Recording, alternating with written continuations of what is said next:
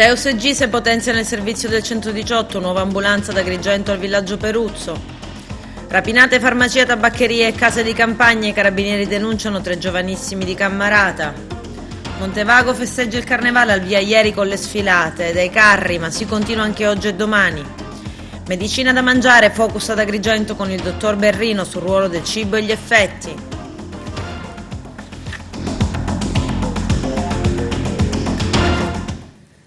Bentrovati gentili telespettatori al nostro appuntamento con l'informazione. Inaugurata ad Agrigento nel campo di calcio del villaggio Peruzzo una nuova ambulanza a disposizione del 118 Gise diretto da Sandro Bennici.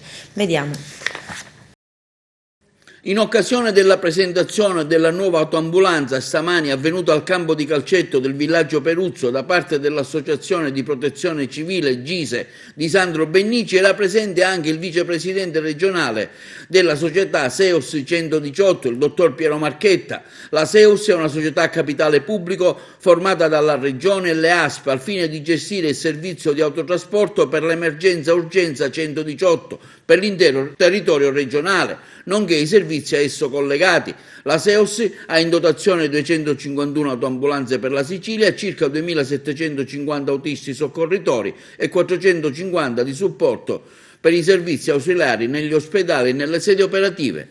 Copriamo tutto il territorio con 251 postazioni e con circa 2.200 autisti soccorritori.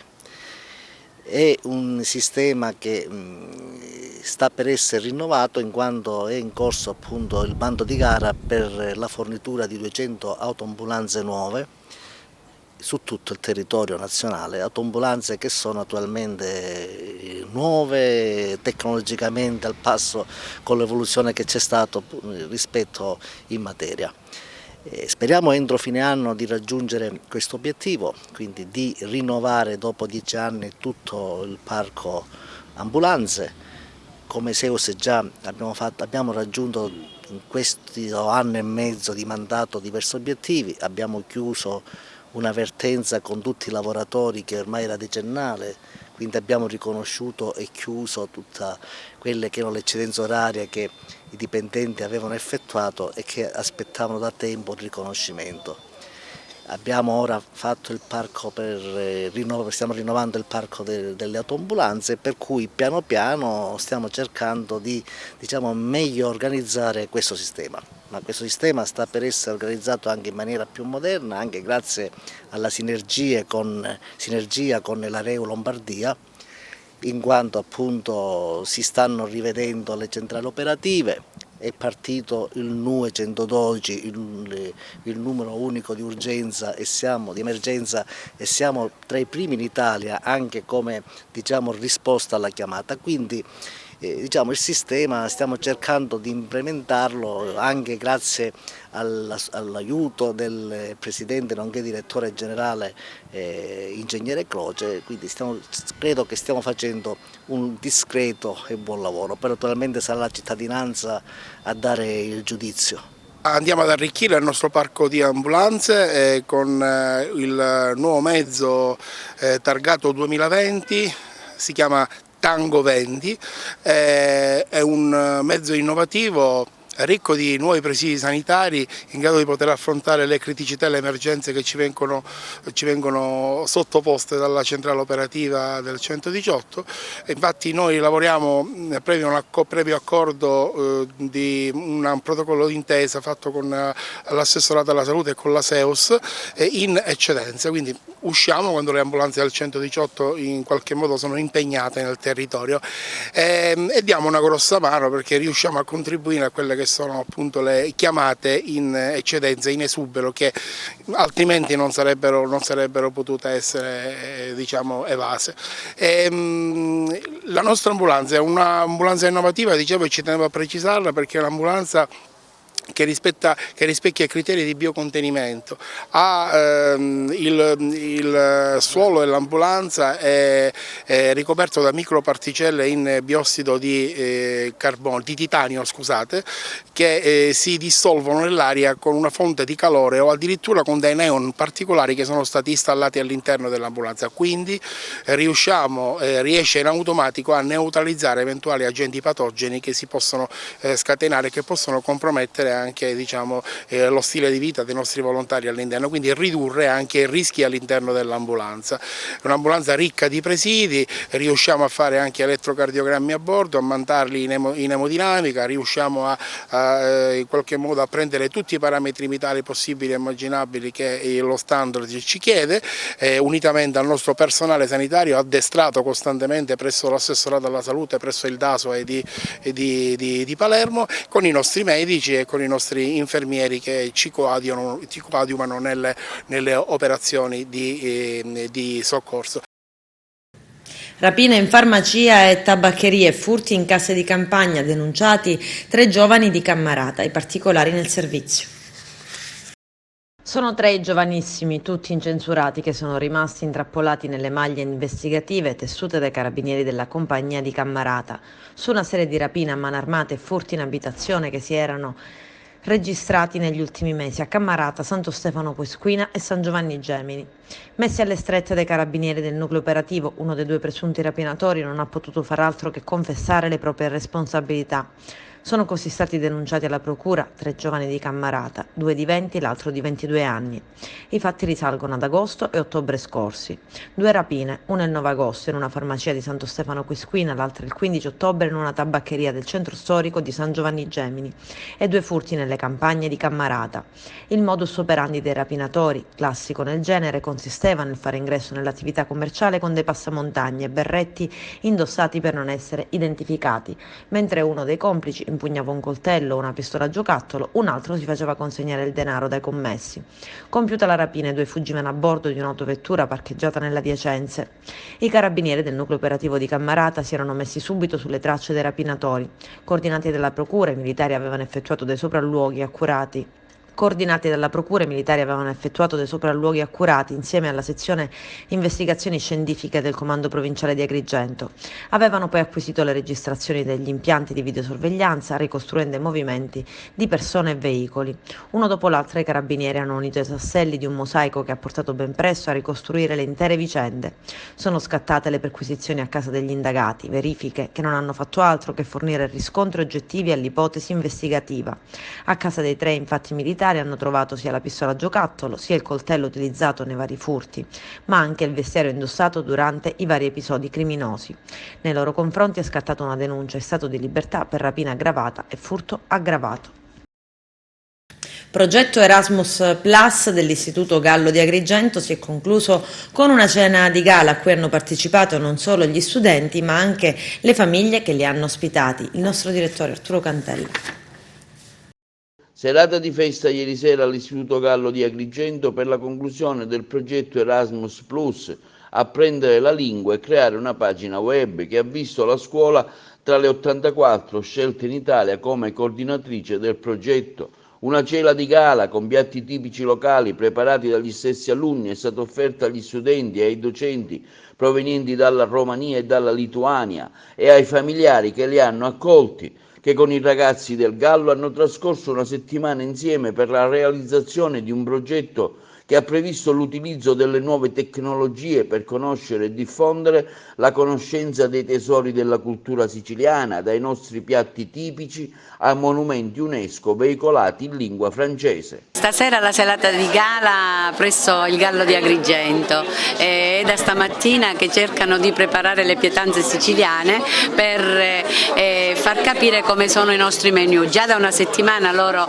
hanno visto realmente la nostra cucina, cucina, ma al di là della cucina, al di là di quella che è l'accoglienza, al di là di tutto abbiamo vissuto tutti dei momenti straordinari con i nostri ragazzi, in quanto c'è stata un'inclusione, una comunicazione che alla fine ci ha lasciato un po' tutti commossi per le relazioni dinamiche che si sono instaurate tra i ragazzi nostri e i ragazzi sia della Lituania che della Romania. I 32 ragazzi non vedono l'ora di rincontrarsi a maggio in Europa per diciamo, vivere questi momenti di comunione fraterna, ma anche di apprendimento di altre culture e di sinergia tra culture diverse. Li accoglierete con un menù, tutta roba preparata dai vostri alunni, no? Sì, sono ragazzi da stamattina che sono al lavoro e ci hanno detto un po' quello che preparano, però ci hanno detto pure che ci sono delle sorprese, anche noi alla fine vedremo quello che ci sarà. Un evento sicuramente bello di compartecipazione, questo del progetto Erasmus, che vede questa sera la sua conclusione. Sì, siamo qui questa sera con la preside, con gli ospiti dell'Istituto Gallo e con i ragazzi e notavo come la spontaneità dei giovani insieme con la professionalità dei loro docenti siano i presupposti per creare eventi particolari e molto importanti come questo, in cui semplicemente al centro dell'attenzione c'è la tavola, c'è la cucina, c'è la creatività, l'estro siciliano, la meraviglia di questa cultura che ha radici millenarie e che è capace di mettere insieme e di accogliere senza nessun tipo di problema anche persone e culture e mentalità che provengono da terre molto lontane da qui. Un evento bellissimo per il quale faccio i complimenti a tutti. Your children is fantastic because they can communicate with our children. It's very impossible for us. Thank you very much. Qual è il menù che questa sera farete assaggiare ai nostri ospiti? Allora, il menù abbiamo proposto ai nostri ospiti è composto da portate tipiche della provincia di Agrigento, che fa parte della nostra tradizione gastronomica. Abbiamo proposto come antipasto un'insalata di arancia rivisitata con una composizione di cipolletta candita, poi olive nere, olive verde, arancia sanguinella e l'arancia doppia di Ribera, la Washington Navel. Poi come primi piatti abbiamo proposto due portate, un risotto con carciofi di stagione, visto il periodo, con una cialda di formaggio ragusano, DOP, e l'altro primo piatto è uno sformato di anellette alla siciliana. Poi come secondo piatto abbiamo realizzato un vero magro di suino dei Nebrodi, filetto, il taglio utilizzato è il filetto, avvolto con una farcia di tacchino e una crosta di pistacchio di raffadale. E poi abbiamo concluso il menù con dei dolcini tipici come cannolicchie, cialdone, bignè con croccante e poi il collega ha realizzato una bella torta Erasmus in onore dell'evento. Noi le abbiamo guidate e i nostri ragazzi hanno partecipato attivamente elaborando le varie preparazioni, naturalmente sotto la nostra guida. Tutta la giornata sì, però abbiamo avuto un break di 3 ore, non vogliamo sfruttarle tanto. Ha preso il via ieri sera il Carnevale di Montevago 2020, promosso dall'amministrazione comunale. A sfilare per le vie cittadine del centro bellicino 2 carri allegorici. Le manifestazioni anche oggi e domani. Vediamo. Ha preso il via ieri sera il Carnevale di Montevago 2020, promosso dall'amministrazione comunale. A sfilare per le vie cittadine del centro bellicino 2 carri allegorici, quello intitolato Oyoku o Sconsuyoku, realizzato dall'associazione Eracle di Montevago e dedicato alla sensibilizzazione contro il gioco d'azzardo. è quello intitolato "E tu parti", dell'associazione Nuova Arte 96 di Sciacca, che dà un valore aggiunto alla manifestazione carnascialesca che proseguirà oggi e domani. Ecco che ritorna Carnevali, tutti siamo pronti per giocare, pronti a scommettere e grattare vincili, slotte e macchinette in quantità, mani su paese non è normali, gente consumata ce ne sta, sorticata bambera, spera chi si pizzica, la ludopatia mi mangerà, la fortuna girerà e aspetto che stasera mi porti la felicità. Ringrazio i ragazzi di Montevago perché hanno avuto quest'idea bellissima.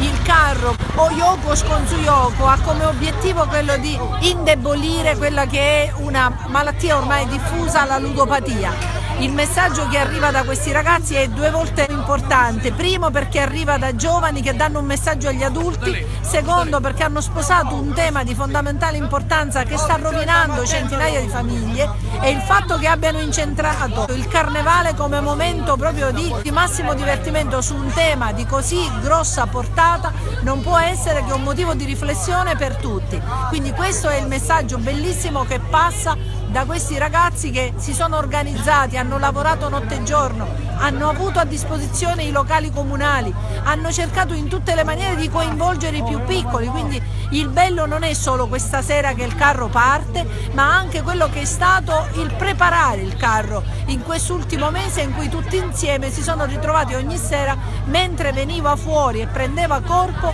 quello che oggi tutti possono ammirare, e a mio modesto modo di vedere è un bellissimo carro allegorico fatto solo da giovani che in maniera amatoriale si sono dati alla cartapesta. La possibilità di avere qui gente competente che da sempre lavora, perché il Carnevale di Sciacca intanto è un evento nazionale, e l'associazione Nuova Arte 96 che qui viene questa sera a montare un carro che anche questo ha uno sfondo importante. In un paese vicino portano un'arte che è legata alla conoscenza, alla competenza e ad anni di lavoro. Quindi voglio ringraziare Alessandro Segreto e tutto il suo staff per aver colto questa opportunità, avermela sottoposta e io averla presa al volo. L'iniziativa è partita tutta così, diciamo grazie al sindaco Margherita La Roccaruvolo, e abbiamo in poche parole portato il nostro Peppe Nappa, maschera simbolo del Carnevale di Sciacca, lo abbiamo messo sopra una Vespa, questa Vespa antica stilizzata, l'abbiamo messo sopra una Vespa insieme a altre due maschere simbolo quali Farinella e Burlamacco, in viaggio verso il Carnevale di Montevago. Quindi il titolo del carro è "E tu parti". In poche parole, le maschere simbolo principale, vedi Viareggio, vedi Sciacca e vedi Putignano, si trovano adesso a Montevago. Questo è il messaggio che lanciamo, questa coreografia abbastanza colorata, simpatica, e siamo presenti in questo paese che ci ha accolto in maniera veramente fantastica, perché sono veramente molto calorosi. Io vedo la presenza di parecchi bambini, perché poi non dobbiamo dimenticarci che il carnevale è fatto per i bambini, e quindi quando li vedi gioire, ballare, ti riempie il cuore. E poi abbiamo portato un prodotto simpatico, della stessa caratura e della stessa manifattura abbastanza importante come il Carnevale di Sciacca, e si trova qua, è messo qui in questo magnifico carro altissimo ed enorme, ecco, tutto qua. Il messaggio che vogliamo lanciare è il contrasto della ludopatia. Infatti abbiamo questo busto alto che ci rappresenta un giovane che con il vizio del gioco. E qui abbiamo la dea della fortuna che rappresenta la fortuna, e poi il drago. Questo drago rappresenta il vizio del gioco. E poi ci sono i giullari, e questi giullari rappresentano il divertimento e la festa del carnevale in sé per sé. Adesso ci fermiamo per la prima pausa pubblicitaria, tra poco. Convegno sullo sviluppo del settore turistico organizzato al Consorzio Universitario di Agrigento dal Lions Club Agrigento Host. Ci sono le interviste. Lions Agrigento Host oggi impegnato in un interessante e appassionato dibattito sul turismo, in un momento diciamo anche negativo per quello che sta succedendo in tutto il mondo. Sì, assolutamente. La BIT abbiamo respirato il coronavirus. È un momento molto triste per il turismo, per la crocieristica e per altri segmenti del mondo del turismo. Ma oggi siamo qui per dibattere, per tentare di fare un po' di analisi sul turismo in Agrigento, in provincia di Agrigento e perché no anche in Sicilia. Purtroppo la marginalità della nostra città ci porta ad essere lontani da tutti, lontano da tutto e da tutti i flussi turistici. Grazie alla Valle dei Templi riusciamo a raccogliere tanto, però le bellezze naturali, paesaggistiche del nostro territorio potrebbero veramente esplodere. Un turismo congressuale che non riesce ad emergere, non riesce a dare i propri frutti quando invece ha delle potenzialità straordinarie. Per cui qui siamo tutti impegnati nel tentativo di far crescere questo territorio, di metterci assieme tutti gli operatori e cercare di capire quale strategia utilizzare per il futuro. L'iniziativa dei Lions oggi mi offre l'opportunità di poter dare anche il mio contributo di idee e di formazione per quel che ovviamente può servire, ma proprio perché oggi serve più che mai fare massa critica e operare tutti quanti insieme verso un unico obiettivo. Allora la cosa importante già incomincia a individuare e a determinare qual è l'obiettivo che dobbiamo conquistare, non l'obiettivo che il singolo ritiene dover conquistare, ma quello che riguarda di darci una visione strategica di sviluppo. Hai voluto anche tu dare il tuo contributo al turismo, un settore che tu conosci benissimo perché lo rappresenti in tutto il mondo. Sì, in effetti lo rappresento in tutto il mondo e mi ha dato grande soddisfazione per essere ultimamente a chiusura di anno 2019 inserito fra i 10 nominativi di giornalisti a livello mondiale, e questo fa onore non solo a me personalmente ma alla Sicilia ed in particolare alla mia provincia di Agrigento. Altra bella decisione è stata quella che in Marocco il mese scorso è stato deliberato su mia proposta di assegnare l'Oscar del turismo 2020 al Parco archeologico e paesaggistico della provincia di Agrigento. Già io ho contattato il direttore Ciarratta e il presidente Agro per vedere in che termini organizzare la consegna di questo premio internazionale con la delegazione mondiale che dovrebbe venire ad Agrigento. Io cercherò di portare non solo la testimonianza brevissima della mia esperienza nel campo del turismo e dell'ambiente, del paesaggio, ma proverò anche a sollevare qualche riflessione sulla possibilità che il nostro territorio lasci partire un turismo più ragionato, più organizzato, che coinvolga i giovani che purtroppo sono costretti a cercare lavoro altrove e che abbia quindi la capacità di coinvolgere le grandi risorse del nostro territorio, che noi guardiamo con un occhio stanco, con un occhio rassegnato. Convegno dei Lions oggi sul turismo ad Agrigento, che coincide con il prossimo inizio del Mandorlo Olimpione. Ma un'importante iniziativa che ha voluto promuovere il Lions. Ringrazio Emanuele Farrugia nella sua qualità di presidente del Lions per aver scelto la location del consorzio universitario per questo importante convegno in cui si discuterà delle problematiche inerenti allo sviluppo turistico del nostro territorio e delle prospettive di un rilancio del turismo agrigentino. Allora, intanto plaudiamo come ABBA, Associazione B&B di Agrigento, plaudiamo all'iniziativa. Qualunque cosa attiri l'attenzione sul nostro comparto sicuramente non può che migliorare una situazione che purtroppo, ahimè, anche per gli tristi eventi di natura dei virus, insomma, di attualità che conosciamo tutti, stanno penalizzando un po' tutto il settore. Cosa ci vorrebbe? Sicuramente una maggiore attenzione da parte della politica, parlo di quella politica con la P maiuscola, per l'organizzazione di eventi che sicuramente nel periodo, passami il termine, destagionalizzato, aiutino un po' queste strutture ricettive. E non parlo solo dei B&B, che sicuramente oggi non può essere considerato come un erogatore di letto e colazione, ma è un volano per l'economia locale, quindi un po' di aiuti maggiori in questo senso. Oggi tutte le iniziative sono lasciate al privato e noi B&B ovviamente soffriamo moltissimo questa situazione. Domani, domenica 16 febbraio, a Palermo, al Mercato San Lorenzo, Dalle ore 12 sarà presentata ufficialmente la 13ª edizione di Mandorlara, la festa del mandorlo a tavola, che anticiperà il calendario della festa del mandorlo organizzata dal Consorzio Turistico Valle dei Templi in collaborazione con il Parco della Valle dei Templi. Alla presentazione di domani a Palermo interverranno il presidente del Consorzio Valle dei Templi di Agrigento, Emanuele Farrugia, e il direttore e ideatore di Mandorlara, Totò Collura. Quest'anno sono previsti numerosi cooking show che si svolgeranno eccezionalmente anche in uno dei luoghi più suggestivi della città di Agrigento, il complesso monumentale del monastero di Santo Spirito. Dopo la presentazione, il gruppo folk Gergent di Agrigento e i rappresentanti del Festival Internazionali Bambini del Mondo allieteranno i presenti con musiche e danze. A seguire sono in programma cooking show e degustazioni con, tra gli altri, il maestro torronaio Sandro Nitro, che preparerà la cubaita, dolce tipico siciliano dalle origini arabe a base di mandorle, miele e zucchero.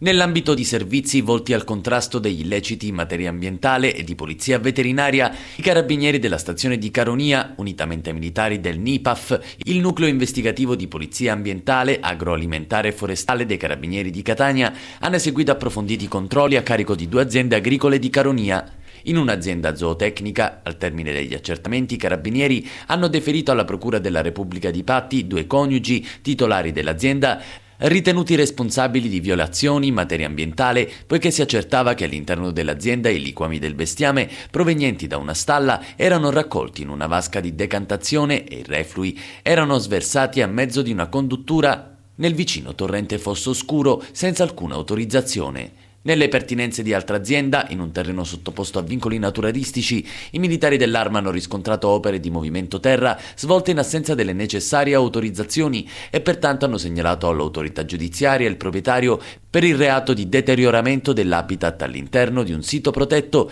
e deturpamento di bellezze naturali. In entrambe le aziende sono state contestate violazioni amministrative con l'applicazione di sanzioni pecuniarie di oltre 1.000 euro. Medicina da mangiare, le basi su cui costruire l'architettura della nostra salute. Questo è il titolo di un incontro al Polo Universitario di Agrigento che ha come protagonista il dottor Franco Berrino, un focus sul ruolo del cibo che assumiamo e di quali sono gli effetti fisiologici che ha nel tempo sul nostro organismo. Il nostro direttore Arturo Cantella. Si è svolta stamani al Cupa di Agrigento una conferenza dal tema Medicina da mangiare a cura del dottor Franco Berrino, medico e già direttore del Dipartimento di Medicina Preventiva e Predittiva dell'Istituto Nazionale del Tumori di Milano. L'iniziativa durerà anche oggi nel pomeriggio con un incontro con la cittadinanza. Ne abbiamo parlato con Viviana Buscemi della società organizzatrice dell'evento Essence of Sicily. Essence of Sicily è un tour operator, noi organizziamo viaggi di lusso in Sicilia, però negli ultimi anni abbiamo avuto sempre sentito il bisogno di essere coinvolti in qualcosa che andasse un po' al di là del business e quindi l'occasione si è presentata insieme alla Grande Via e al dottor Berrino. Oggi qui all'università, insieme a tutte le scuole superiori di Agrigento, quindi stiamo coinvolgendo i ragazzi delle scuole superiori appunto per lanciare un nuovo messaggio, per fare in modo appunto che i giovani si avvicinino alla corretta alimentazione, a uno stile di vita nuovo che è fondamentale per le nuove generazioni, che oggi non fanno altro che mangiare cibo spazzatura, non fare attività fisica, fumare, bere bibite gassate, quindi questo è il messaggio che vogliamo trasmettere attraverso questa conferenza. Questo non sarà questo è soltanto l'inizio, perché da questo momento in poi la Grande Via sarà più presente anche in Sicilia e dunque nei prossimi mesi faremo dei corsi di cucina, faremo dei convegni e altre attività appunto che cerchino di divulgare il più possibile questo messaggio. Per lanciare un messaggio, insomma, per una vita più sana, no? Sì, si tratta soltanto di ritornare alla semplicità, quindi cercare di mangiare il cibo che Madre Natura ci offre, cercare di evitare di mangiare cibi confezionati che troviamo già pronti al supermercato, di fare attività fisica, di tornare a una vita un po' più semplice, insomma. Ieri ad Agrigento nuovo appuntamento di formazione per i giornalisti, oggetto dell'incontro l'ambiente e la sua tutela. Lello Casesa. Si è svolto ieri pomeriggio presso la sala Luca Crescente del Consorzio Universitario di Agrigento un altro appuntamento organizzato dall'Associazione Libera sui temi dell'ambiente. L'incontro ha visto la partecipazione di alcuni giornalisti e numerosi simpatizzanti dell'associazione su un tema abbastanza importante, quale il rispetto e la valorizzazione del nostro ecosistema ambientale. Il convegno, moderato dal giornalista Alan Scifo, ha previsto gli interventi di Vincenzo Giglio, comandante della Polizia Provinciale del Libero Consorzio Comunale di Agrigento, che ha spiegato i compiti e le funzioni demandate al corpo di polizia ed ha elencato numerosi interventi realizzati a tutela dell'ambiente nei campi dell'agricoltura, delle discariche del territorio della provincia, tra fiumi e laghi, dove spesso le aziende conferiscono rifiuti di ogni genere. Daniele Gucciardo, presidente del Circolo Rabat e Legambiente di Agrigento, si è invece soffermato sull'importanza del significato dell'ambiente che ci circonda e soprattutto sulle lottizzazioni edilizie abusive denunciate in questi anni da Legambiente alla Scala dei Turchi e altrove. Ed infine i rappresentanti della delegazione FAI Giovani Agrigento, Federica Piparo, Giosuè Graci e Daniele Restivo, hanno invece ribadito il ruolo strategico del FAI in Italia, il Fondo Ambiente Italiano, e la necessità di proteggere e tutelare maggiormente il nostro ambiente, richiamandosi anche e soprattutto alle battaglie di Greta Thunberg nel mondo. Si prevede un maggio molto caldo nei 61 comuni siciliani dove si voterà per le amministrative, ad essere chiamati alle urne 750.000 elettori. Un quadro politico ancora in evoluzione, tra un centrodestra che cerca l'unità per fare il bis dopo le elezioni regionali in Calabria e un tentativo di collaborazione tra centrosinistra e Movimento 5 Stelle. Tra le città che saranno impegnate nella tornata elettorale si evidenziano i casi di Marsala, dove la fa da padrona il possibile ritorno in campo di Giulia Adamo, una figura che dovrebbe ricompattare gran parte del centrodestra. Dall'altro lato i 5 Stelle potrebbero schierare Aldo Rodriguez, portavoce del movimento al Consiglio Comunale. Poi c'è la sfida elettorale di Agrigento, dove Forza Italia diventerà bellissima, Fratelli d'Italia e UDC sosterranno lo stesso candidato. Al momento ufficialmente il dubbio è tra Lillo Firetto, l'uscente centrista, e Marco Zambuto, già giovane sindaco di centrodestra, poi passato al PD, divenuto un presidente regionale, ora tornato nuovamente alle origini. L'unica incognita resta la Lega, che qui non ha ancora sciolto la riserva e potrebbe essere tentata dalla corsa in solitaria. Una mossa che favorirebbe gli avversari, come l'anno scorso a Caltanissetta. Non solo la Lega potrebbe correre in solitario, sembra della stessa idea l'autonomista Roberto Di Mauro. Infatti sta puntando sulla candidatura civica del medico Franco Miccichè, che avrebbe simpatizzante anche un pezzo del PD, che però non ha trovato l'appoggio dei pentastellati. Una parte dei Dem ad Agrigento invece guarderebbe alla candidatura di Firetto, che ha nella sua giunta un assessore PD. Forte anche la possibilità di liste civiche. Ma tra i Dem c'è chi spera ancora di saldare qui come altrove un'alleanza con i 5 Stelle. A Enna il PD aspetta un cenno definitivo da Cataldo Salerno, ex rettore della Core, che sarebbe un candidato molto forte. Qui sembra difficile per i Dem trovare alleanze con i 5 Stelle. L'uscente Maurizio Di Pietro dovrebbe ricandidarsi e su di lui dovrebbero andare i renziani e gli autonomisti. Il centrodestra sta cercando una posizione, potrebbe finire per sostenere l'uscente o più probabilmente puntare su un altro nome. Quanto alle altre sfide, tutto è in movimento. Ad Augusta nel Siracusano il PD punta sulla candidatura di Massimo Carrubba, che chiusa positivamente una dolorosa vicenda giudiziaria si ricandida con una coalizione ampia.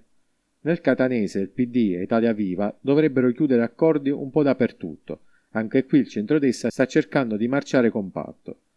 A Bronte si rivede addirittura l'Evergreen Pino Firrarello. A proposito di ritorni, a Ispica corre l'ex assessore regionale Innocenzo Leontini. Nel Messinese è molto fluida la situazione del centrodestra, complice anche quella che le testate locali raccontano come una spaccatura interna nella Lega, tra il nuovo capogruppo all'Ars Catalfamo e il coordinatore provinciale Francilia. Quanto alla difficile strada dell'alleanza giallorossa, qualcosa sembra muoversi a Barcellona e a Termini Imerese, ma si parla appunto ancora di soli movimenti. I 5 Stelle non vogliono andare di fretta. Siamo in una fase ancora embrionale, ancora si stanno valutando le proposte di candidatura, dice il deputato europeo Ignazio Corrao. Adesso c'è la seconda ed ultima pausa pubblicitaria, tra poco. Siamo allo sport, uno sguardo ai campionati di eccellenza e promozione con Carmelo Lentini.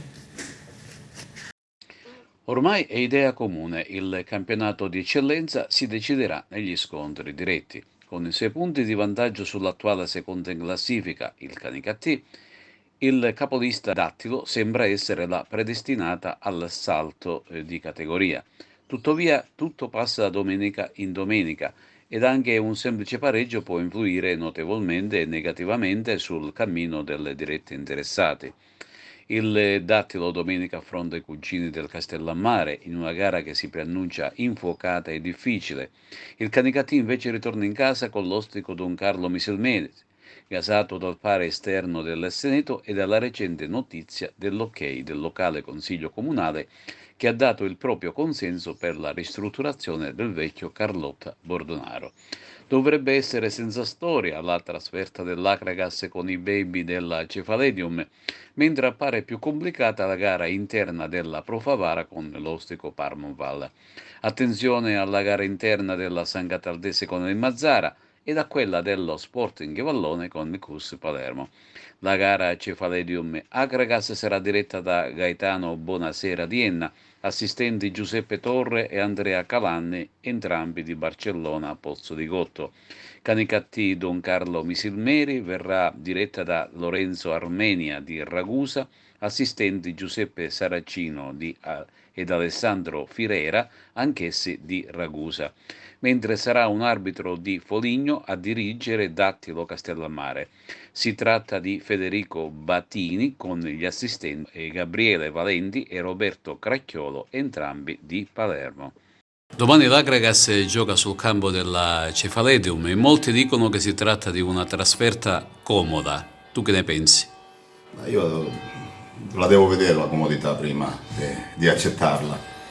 Ritengo che questi nell'ultimo periodo hanno avuto dei seri problemi, si stanno presentando con ragazzini, si stanno presentando con pochi giocatori diciamo, della categoria, però a me sottovalutare per principio non mi sta bene, quindi ci prepariamo regolarmente per fare una partita, una prestazione, anche se da quello che si dice è agevole, però dobbiamo prenderla subito nel primo tempo e poi eventualmente fare dei pensieri su come gestire poi eventualmente la gara, quindi prendiamola giustamente per una partita di calcio di questa categoria e poi se ne parla. È difficile per me parlare di una squadra che è in difficoltà. Sarà, sì, prego, dai. È occasione anche per vedere in campo giocatori che hanno avuto poco spazio in questa stagione. Sì, è chiaro che qualche avvicendamento ci sarà, abbiamo qualche infortunio, vedi Lala, vedi Biondo, poi c'è Proceda squalificato, c'è qualche giocatore che ha sempre giocato e quindi magari può fare un tempo solo, tira il fiato, insomma, questi accorgimenti è normale ed è giusto che si facciano, ma da qua a dire di sottovalutare una partita di calcio io non me ne guarderei bene. Anche perché si comincia dallo 0-0, quindi bisogna è chiaro. Guarda, giovedì c'è stato un bellissimo esempio, giovedì abbiamo schierato la squadra contro i nostri ragazzini, pronti via 1-0 per loro. Perché? Perché c'è stato un momento tanto dove vanno, il rilassamento, e hanno preso gol, poi ne hanno fatto 10, 12,15, non lo so quanti, però questo che significa? Che se ti rilassi chiunque ti può mettere in difficoltà, se tu lo sottovaluti. E quindi giovedì abbiamo avuto questa piccola esperienza a palla a centro gol per loro, quindi questa la dice lunga. Daudi sicuramente sarà tra i giocatori che scenderanno in campo, potrebbe essere la prima volta che tu vieni così in prima squadra, speriamo per tutti i 90 minuti, no? Finora hai fatto qualche spezzone. Sì, per ora diciamo che quando il mister mi ha chiamato in causa sono stato sempre disponibile, ho sempre dato il massimo per dare delle dimostrazioni al mister. Domani sarà una partita molto importante, con il mister abbiamo preparato questa partita tutta la settimana. Sappiamo che la Cefaledium per ora è un periodo no, però noi abbiamo lavorato per portarci questi 3 punti a casa. Poi per voi che giocate poco, domani è un'occasione importantissima. Sì, certo. Dovrete giocare come se fosse una finale, insomma, per dimostrare che... Personalmente per me è importante, giusto che il mister mi faccia partire sin dal primo minuto, appunto per dare dimostrazione al mister che sono anch'io, cioè insomma posso dare una mano d'aiuto ai miei compagni di squadra. Nel campionato di promozione Girone A, su tutte le gare in programma, spicca il derby tutto agrigentino Sciacca-Empedoclina, il cui esito finale potrebbe incidere sul vertice dell'attuale classifica generale.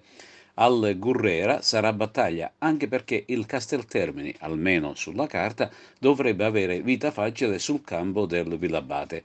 Per quanto riguarda le altre agrigentine, la Gattopardo sarà ospite al San Vito Lo Capo, mentre il Cameret ospita il Casteldaccia. Presentato il nuovo allenatore della pallavolo SEAP Aragona è Massimo Dagioni, che nella prima parte della stagione 2019-2020 ha allenato il Monza nel campionato di Serie A1. Lello Casesa. È stato presentato nel pomeriggio di ieri presso la sala stampa del Palasport Pippo Nicosia di Agrigento il nuovo allenatore della SEAP dall'Icardillo Pallavolo Aragona, Massimo Dagioni, ex Monza in Serie A1, che subentra al dimissionario Luca Secchi. Il coach romano, uomo di grande esperienza, è stato presentato dal presidente Nino Di Giacomo, che ha dichiarato: è l'allenatore giusto per dare una scossa alla squadra. Dopo l'ultimo periodo negativo della squadra avevamo bisogno di dare un cambio di passo alle ragazze e Dagioni è la persona giusta. Con Massimo Dagioni ci conosciamo da tempo e ho sempre apprezzato le sue qualità e le sue caratteristiche. Siamo felici di averlo portato sulla panchina della SEAP dall'Icardillo Aragona. Da adesso in poi è vietato sbagliare. Massimo Dagioni ha esordito in conferenza stampa ringraziando il patron Di Giacomo per averlo coinvolto nell'ambizioso progetto e manifestando profondo interesse verso la squadra agrigentina. È una società che vuole disputare la Serie A, ha detto, e per questo ha allestito un roster fortissimo di ragazze, alcune delle quali conosco personalmente ed altre incontrate nelle diverse partite nazionali. Siamo qui e sono qui per vincere e raggiungere l'obiettivo. Evento sportivo al femminile organizzato a Favara, c'è il servizio di Carmelo Lentini. Si è svolta ieri, venerdì 14 febbraio, a Favara, presso l'impianto sportivo della scuola calcio Arcobaleno, la manifestazione sportiva Settimana Rosa porta un'amica. L'evento sportivo, organizzato dal coordinatore regionale del settore giovanile scolastico della Sicilia, professor Stefano Valenti, mira a divulgare il calcio femminile nel nostro territorio. Infatti in questa settimana la manifestazione in oggetto si svolgerà contemporaneamente in tutte le province, coinvolgendo sia le calciatrici tesserate FIGC ed anche le bambine interessate all'evento. La manifestazione è stata curata dai tecnici federali Ignazio Valenti, Giacomo Sabini e Salvatore Privitera. Prosegue la stagione concertistica del Teatro Pirandello. Domani, domenica prossima, 16 febbraio, alle ore 20:30, sarà la volta del Gran Galà d'Opera con Rossini, Mozart, Puccini, Bellini e Verdi. Con questo è tutto, termina qui l'edizione del telegiornale. Grazie per la gentile attenzione, per essere stati con noi e buon weekend da parte mia. A presto.